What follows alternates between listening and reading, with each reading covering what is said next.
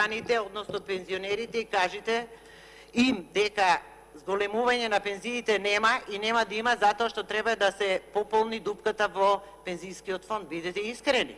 Друго ќе ве прашам. Одевте на терен, вие сега беа избори, не знам вие колку сте оделе, јас одев.